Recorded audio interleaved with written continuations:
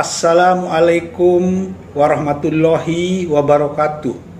Bapak, Ibu yang saya hormati, pada kesempatan yang baik ini, saya, Kepala BPS Kota Mataram, akan menyampaikan perkembangan harga konsumen di Kota Mataram selama bulan September 2021 sebagai berikut. Pada bulan September 2021, Kota Mataram mengalami inflasi sebesar 0,17%, lebih tinggi dari bulan Agustus 2021 yang mengalami deflasi sebesar 0,18%. Inflasi tahun kalender September 2021 sebesar 1,29%, lebih tinggi jika dibandingkan dengan inflasi tahun kalender bulan September 2020 sebesar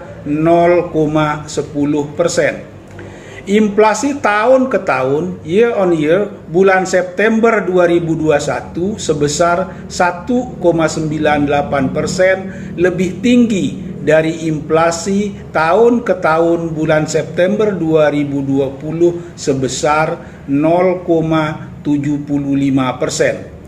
Untuk wilayah Nusa Tenggara Barat terjadi inflasi sebesar 0,10%. Sedangkan kota IHK lain di NTB, yaitu Kota Bima, terjadi deflasi sebesar 0,15%. Bila dibandingkan dengan ibu kota provinsi di wilayah Bali, Nusa Tenggara, 2 kota mengalami inflasi dan 1 kota mengalami deflasi. Inflasi tertinggi terjadi di Kota Denpasar sebesar 0,19%, diikuti Kota Mataram sebesar 0,17%, sedangkan Kota Kupang mengalami deflasi sebesar 0,39%. Jika dilihat per kelompok pengeluaran, dari 11 kelompok, 9 kelompok mengalami inflasi dan 2 kelompok mengalami deflasi. Kelompok pengeluaran yang mengalami inflasi adalah kelompok perumahan, air, listrik, bahan bakar rumah tangga sebesar 0,48%, kelompok transportasi sebesar 0,46%, kelompok penyediaan makanan, minuman, restoran sebesar 0,43%, kelompok pakaian dan alas kaki sebesar 0,15%, kelompok perlengkapan, peralatan, dan pemeliharaan rutin rumah tangga sebesar 0,13%, kelompok perawatan pribadi, jasa lainnya sebesar 0,13%, kelompok rekreasi, olahraga, dan budaya sebesar 0,11%, kelompok kesehatan sebesar 0,03%, dan kelompok pendidikan sebesar 0,01%. Sedangkan kelompok pengeluaran yang mengalami deflasi adalah kelompok informasi, komunikasi,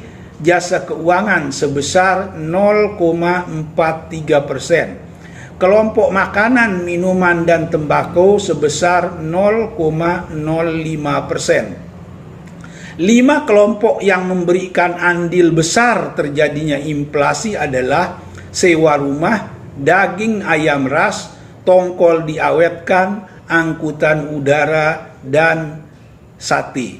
Sedangkan 5 komoditas yang memberikan andil deflasi terbesar adalah cabai rawit, bawang merah, tomat, cabai merah, dan telepon seluler.